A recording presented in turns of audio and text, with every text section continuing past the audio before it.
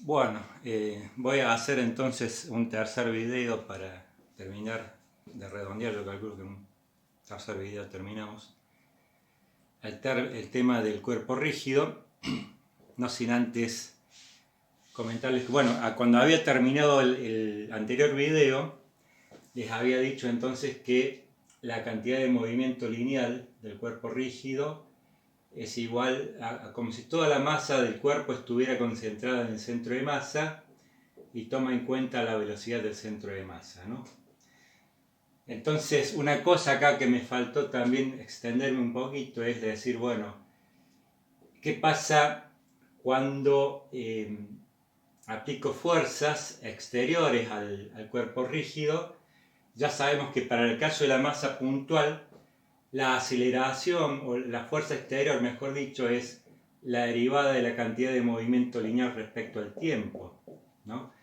Entonces esto me da que si la masa no cambia, esto, considerando el cuerpo rígido, esto es fuerza exterior, ¿no? Esto es la masa por la aceleración del centro de masa, y es una segunda ley de Newton para el cuerpo rígido, válida completamente, todo como si el cuerpo rígido con masa distribuida estuviera concentrada en el centro de masa. Entonces, la fuerza exterior aplicada, no importa en qué punto está aplicada la fuerza, incluso puede ser una sumatoria de fuerzas siendo aplicada, F1, F2 y F3, no importa el punto de aplicación. Acá lo que toma en cuenta este tema de integrar las fuerzas distribuidas, perdón, las fuerzas exteriores, bien dicho, distribuidas en toda la extensión del cuerpo rígido, toma en cuenta la sumatoria de fuerzas exteriores, ¿no? La sumatoria de fuerzas exteriores es igual a la masa por la aceleración del centro de masa, todo tal cual como si fuera un cuerpo puntual. Eso es lo que ocurre con el comportamiento de la cantidad de movimiento lineal. Luego, con el tema de las rotaciones, acá se pone un poquito densa la cosa porque vamos a trabajar con la cantidad de movimiento angular. Voy a cambiar la tinta porque me parece que se ve mejor con la tinta negra. Entonces vamos a repasar el concepto de la cantidad de movimiento angular.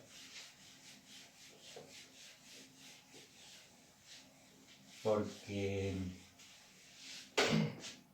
hablábamos, por ejemplo, para una partícula de masa m, supongamos que tiene velocidad v, por lo tanto tiene una cantidad de movimiento lineal m por v, que si no hay en ausencia de fuerzas exteriores se mantiene constante. El tema es tomar un centro de momentos para calcular la cantidad de movimiento angular L, tomarle el momento r vector p, donde r entonces es el vector posición. Luego, veamos qué pasa con respecto a L, cuáles son las condiciones por las cuales L varía. Entonces, nos animemos y directamente derivemos con respecto al tiempo L. ¿Y qué me va a dar? Derivada de un producto. Derivada de R con respecto a T, vector P, más R por la derivada de P con respecto a T. Este primer término se anula. ¿Por qué? Porque derivada de R con respecto a T es la velocidad con respecto a este sistema de referencia. P es M por V. Entonces el producto vectorial de un vector sacando la masa por sí mismo, el seno de 0 grados es 0, entonces esto se anula.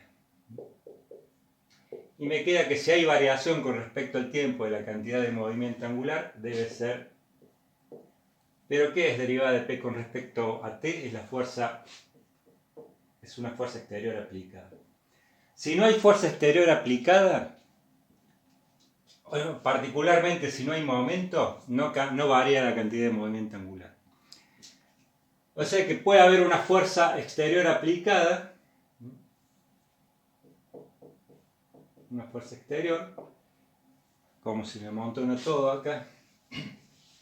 Hay una fuerza exterior aplicada y bueno, dependerá el momento de la fuerza exterior aplicada, que tiene que ver con la distancia, eso ya lo habíamos explicado, el tema del momento, el brazo de palanca. Puede que la fuerza pase por el centro de momentos y no hay momento, entonces en ese caso la cantidad de movimiento angular es constante. Varía solamente cuando hay una cupla, un momento aplicado sobre la masa con respecto a un centro de momentos. Entonces acá es muy importante el centro de momentos.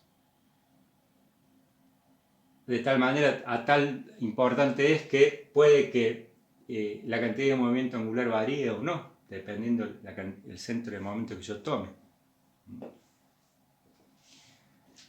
Bueno, esto subrayemos entonces el tema, esto es la derivada de L con respecto a T es distinta de cero si hay una cupla distinta de cero o un momento de una fuerza aplicada a la masa.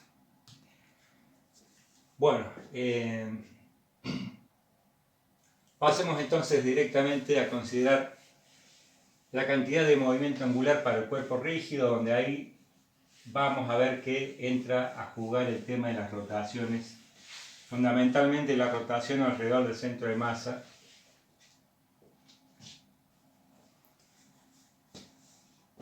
Entonces,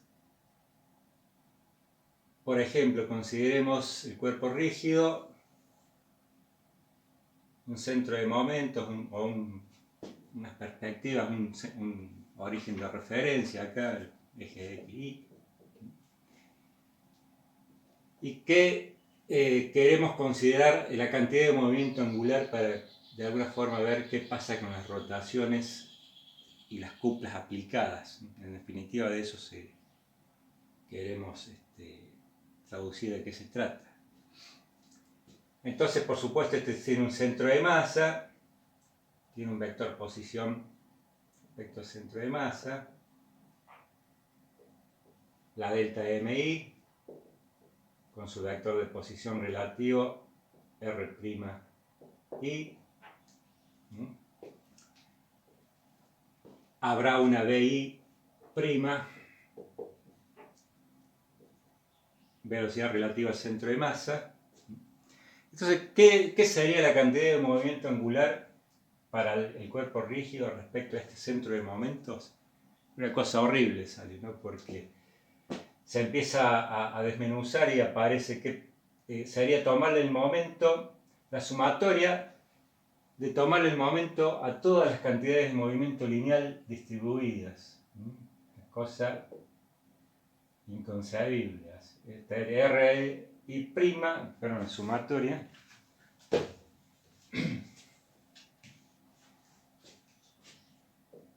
de RI', vector PI, acá no es RI.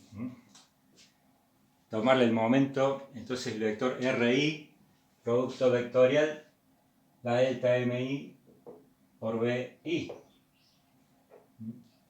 Esto es PI respecto a este sistema de referencia. Entonces, a partir de allí, reemplazar lo que es cada cosa es lo que hace un poquito tedioso esto. La cantidad de movimiento angular me queda entonces la sumatoria de R, pero R es RCM más RI'.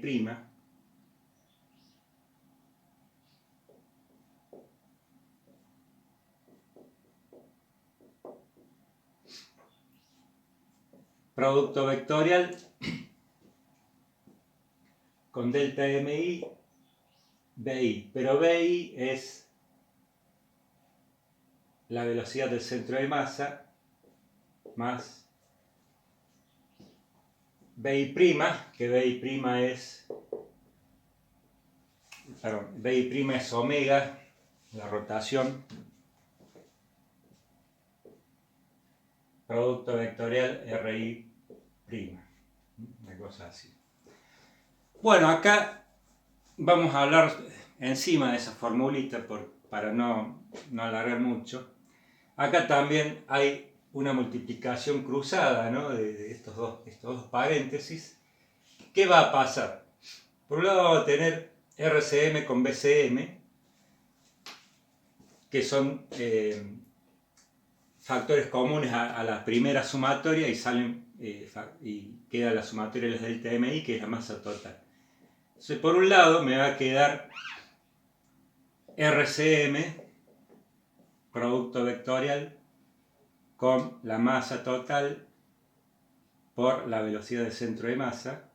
O sea que esto es un término que corresponde a la cantidad de movimiento angular de una partícula, o digamos de la masa distribuida concentrada en el centro de masa. Más.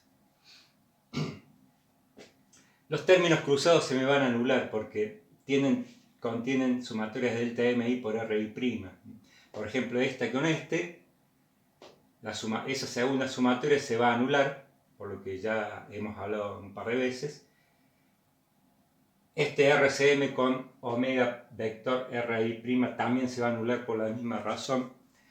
Entonces el otro término que nos va a quedar como sumatoria también es este por este. ¿A qué va a ser igual eso? Bueno, veamos un poquito. Primero analicemos de este segundo término que va a quedar cuál sería el módulo, porque omega por RI', el producto vectorial, el módulo, el seno del ángulo es omega perpendicular a la RI', está a 90 grados. Entonces el módulo de esto va a ser omega por RI'. Cuando yo multiplique por RI', me va a quedar el momento de inercia con el tema de la sumatoria de las delta MI. Saco factor común omega y me queda el momento de inercia por omega.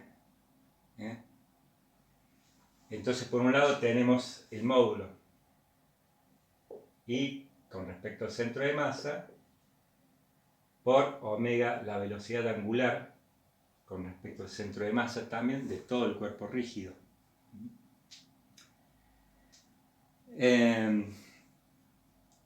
Entonces, ¿por qué pongo la dirección de omega? ¿Qué me va a quedar como resultante este producto vectorial, un doble producto vectorial, ¿no?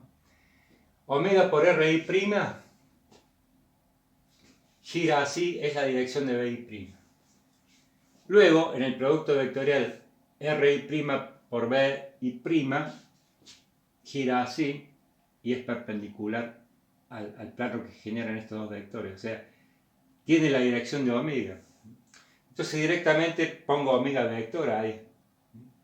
Me queda el momento de inercia con respecto al centro de masa por la velocidad angular respecto al centro de masa.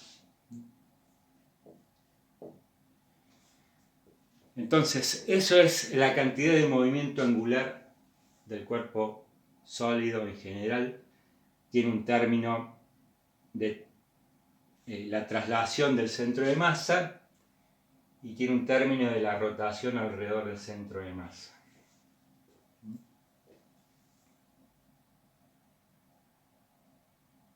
Bien.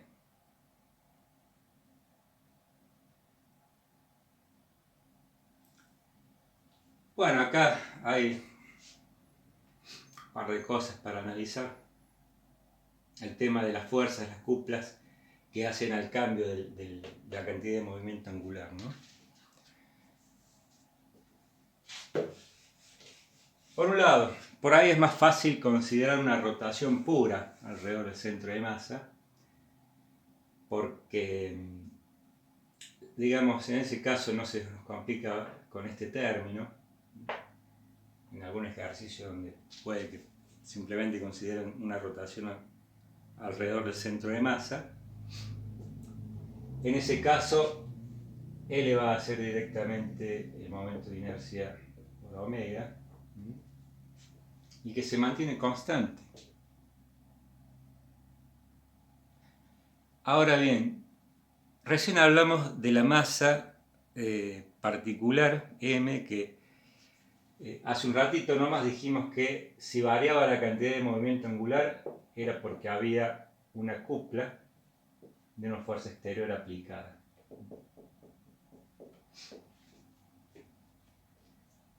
En general, si el cuerpo está rotando y no hay fuerza exterior aplicada, la cantidad de movimiento angular se va a conservar.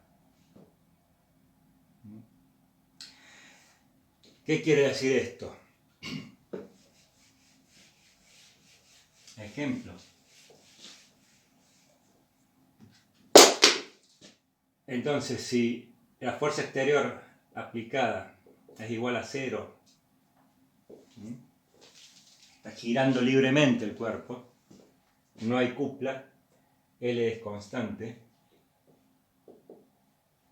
y es una cantidad de movimiento que se conserva. Ahora, ¿qué pasa? Esto también aplica al cuerpo rígido. ¿Por qué? Porque el cuerpo rígido, como un todo, si no hay fuerzas exteriores aplicadas, bien podríamos considerar que las fuerzas interiores, por ejemplo, no son 0, sino que hay fuerzas, por supuesto hay tensiones, las fuerzas de vínculo son tensiones internas, ¿no? Pero supongamos que además de haber tensiones hay desplazamiento, el cuerpo rígido se deforma, ¿no? Pero son fuerzas interiores, no son fuerzas exteriores. Sigue valiendo que la cantidad de movimiento angular se conserva cuando hay deformación propia del cuerpo rígido. Por ejemplo, esto es el principio de la bailarina. La bailarina, en varios libros está el ejemplo, ¿no? Supongamos que la bailarina está girando y prácticamente no hay rozamiento con el piso y está girando con los brazos extendidos. Tiene una determinada momento de inercia con los brazos extendidos y está girando a una velocidad omega. Hablemos de los módulos, I por omega. Puede que haga un trabajo interior de contraer los brazos, modificar el momento de inercia, pero como está aislada de las fuerzas exteriores, ¿qué va a pasar? Y cambia, esto es constante, omega cambia. Entonces, la bailarina girando disminuye el momento de inercia contrayendo los brazos y aumenta la velocidad de giro angular. Y el tema de la energía cinética, bueno, eso habrá que ver en cada caso en particular, pero si hay un trabajo al contraer los brazos, si hay trabajo interior, evidentemente hay alteraciones de la energía cinética también. Pero la cantidad de movimiento angular se conserva. La energía tiene que ver con si se conserva o no, tiene que ver con fuerzas no conservativas. La bailarina, cuando contrae los brazos, si hay una fuerza interior, seguramente allí, bueno, hay que hacer el problema experimental, pero evidentemente si hay fuerzas de rozamiento, trabajo de fuerza de rozamiento en el trabajo de contracción, hay variación de la energía cinética, pero no de L. Entonces, eso es algo que se nota y se percibe, ¿no? El trabajo de las fuerzas interiores. Las fuerzas interiores no hacen a la variación de la cantidad de movimiento angular. Las fuerzas exteriores hacen si es que hay un momento, porque puede ser que haya fuerzas exteriores pero no haya momento respecto a un centro, por ejemplo, respecto al centro de masa, si tomamos esa referencia, y no va a haber cambio en ese caso de la cantidad de movimiento angular.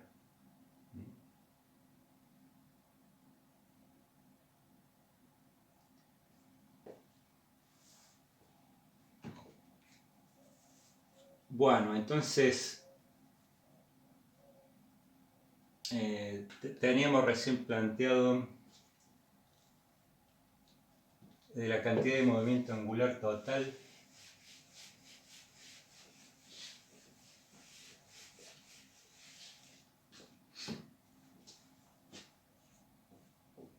La parte que corresponde a la traslación del centro de masa,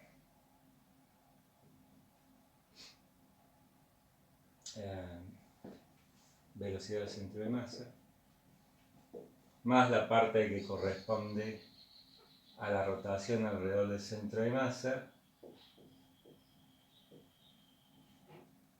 Ahora bien, ¿qué pasa? Analizar los temas de que cuando planteemos variación de L con respecto al tiempo, ¿cuándo va a suceder eso?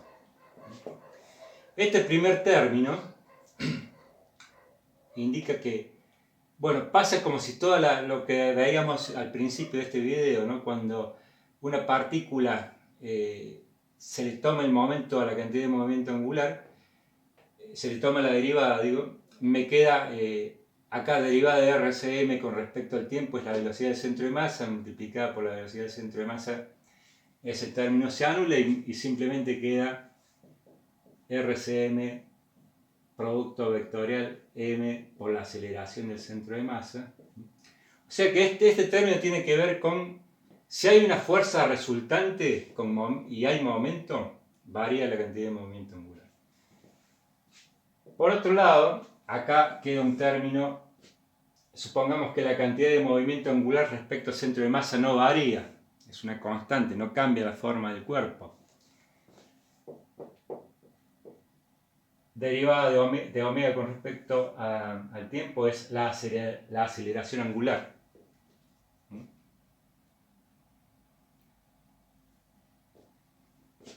Entonces, en el caso en particular, supongamos que sea una rotación alrededor del centro de masa, solamente rotación pura, esto es cero, no hay aceleración del centro de masa. Y en ese caso hay variación todo lo que es la variación de la cantidad de movimiento angular es la aceleración angular. Un cuerpo que está rotando cada vez más rápido, siempre alrededor del centro de masa. Para que haya eso debe haber una cupla, lo que veíamos hace un rato, las cuplas, una cupla exterior está directamente relacionada con la variación de la cantidad de movimiento angular.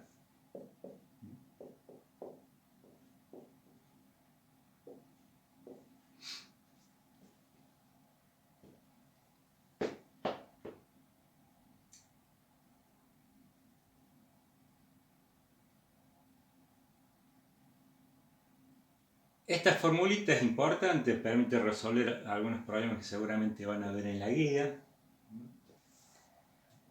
Rotación alrededor del centro de masa. ¿Y qué pasa si la rotación es en un punto fijo que no está con el centro de masa? Bueno, en ese caso vamos a dar un ejemplo, creo que está en la guía.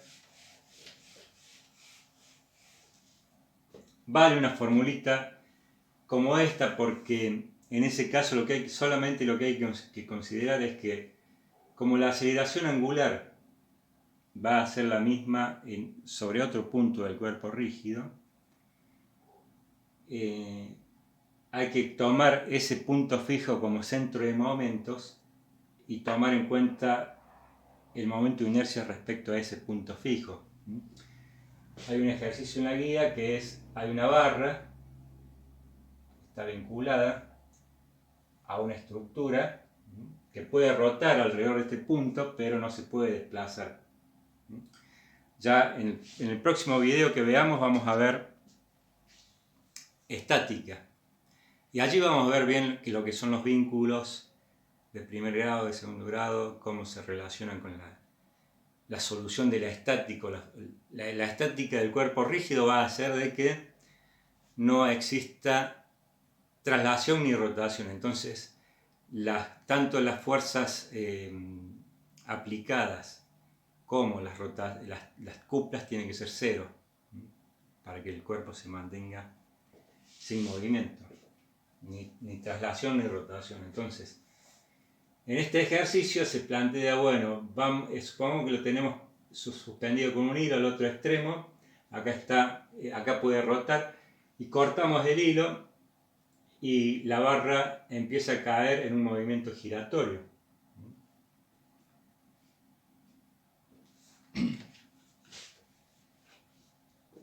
En ese caso, en cambio de considerar una combinación de roto-traslatorio, puedo considerar directamente la rotación en el punto fijo y aplicar una formulita similar a esta con el momento de inercia con este centro de momento, un eje que pasa por este centro de momentos. Entonces, en este caso, ahora en el próximo video vamos a ver que cuando hay una masa distribuida tal como esta, el peso, la fuerza peso, desde el punto de vista de los momentos, es como si estuviera aplicada en el centro de masa o coincidiendo el centro de gravedad. Entonces, si la masa está uniformemente distribuida en una barra de largo L, la fuerza peso estará aplicada en el centro, en el baricentro allí, y la fuerza mg, la masa total de la barra, por g, aceleración de la gravedad. Entonces,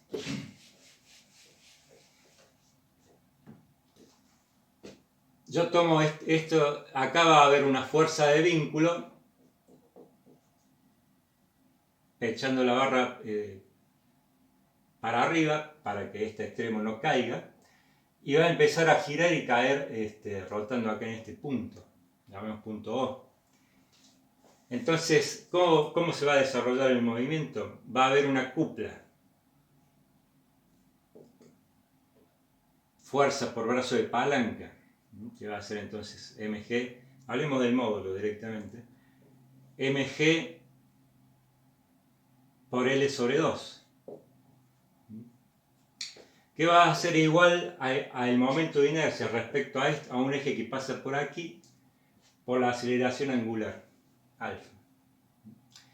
Entonces, si la incógnita es alfa, por ejemplo, yo lo puedo despejar de acá. El momento de inercia de la barra respecto a un punto que pasa por el extremo de la barra, lo vimos hace un ratito cuando hablábamos de las tablas, ¿no?, de los momentos de inercia. Esto es, vamos a poner M mayúscula, que hemos puesto la masa total por G por L sobre 2. Esta ahí es 1/3 de la masa por el largo al cuadrado de la barra por alfa. Entonces, despejando de acá, M se cancela, L con el cuadrado se cancela, y me queda alfa igual a 3 medios G sobre L. Y es un movimiento rotativo con este centro de giro. Entonces, fíjense acá una cosa. Esta es la aceleración angular del movimiento, ¿no? Si yo quisiera calcular la aceleración instantánea en algún punto de la barra, lo que tengo que hacer, esto es L, ¿no? Lo que tengo que hacer es, como cuando vimos en el movimiento circular de la partícula, decir, bueno, la aceleración tangencial que le llamamos va a ser igual. Por ejemplo, si yo quiero calcular la aceleración en este punto del movimiento, en el instante en que empieza a rotar, cuando se corta el hilo, esto tiene una aceleración aplicada instantáneamente a este punto. ¿Cuál será en ese punto la aceleración tangencial?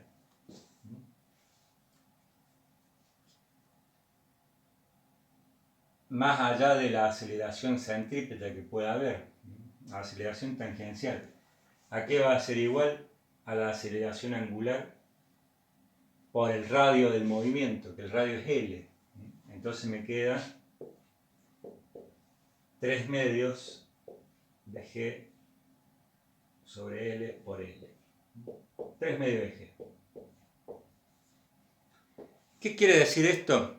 si uno se pone en observador y dice, bueno, escúchame, acá este punto material está cayendo con una aceleración g, perdón, no con una aceleración g que es la aceleración normal de caída de un cuerpo que cae en caída libre, sino un 50% más.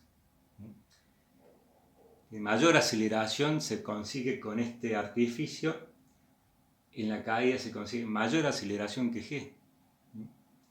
Un efecto látigo, un efecto como chicotazo ahí que da en ese momento la caída.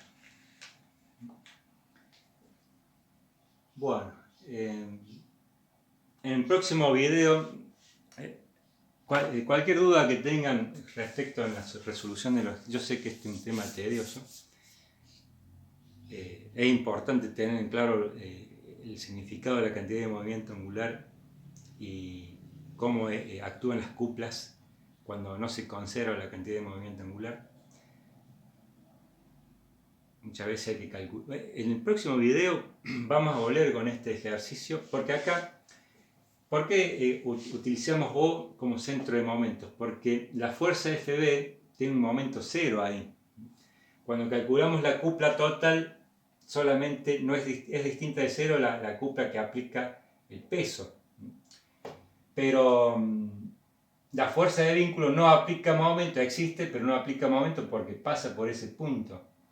No tiene brazo de palanca. Entonces, se resume el problema se resuelve sin necesidad de conocer la fuerza de vínculo. Acá, las fuerzas de vínculo son un problema porque en general no son fáciles de resolver y de evaluar. Pero en el próximo video vamos a hacer el video referido al tema de la estática y vamos a volver sobre este punto para ver qué posibilidades hay de considerar un movimiento de giro alrededor del centro de masa y giro de la barra considerada concentrada en el centro de masa, ver la posibilidad de resolver la fuerza de vínculo. Bueno, entonces esto vamos a hacer un video, ya voy a hacer.